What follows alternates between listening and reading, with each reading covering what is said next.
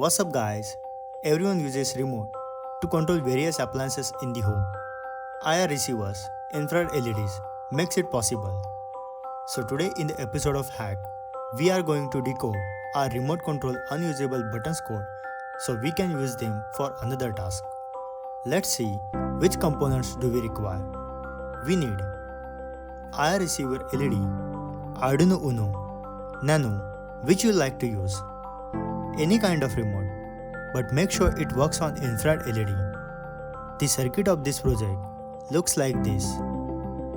Our remote control sends signal to the IR receiver, then this signal goes into the Uno pin number 9. After that, Arduino does the job. It decodes the code for us, which we see on a serial monitor. So open the Arduino software. We need IR remote library. To download the library, go to Sketch, include library and manage library. Then search IR remote and download it.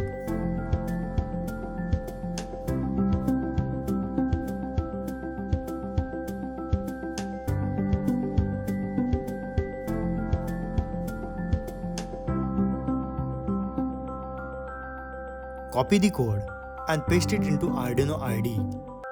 Link is in the description box.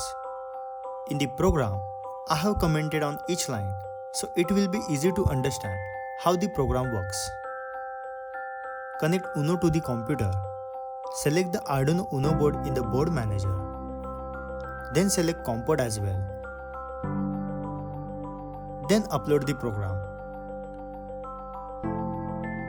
After successfully uploading the program, time to hook up the connection.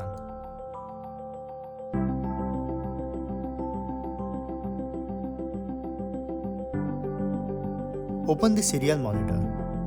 Make sure you choose the same baud rate which is in program and press the unusable button on the remote control in front of IR receiver LED.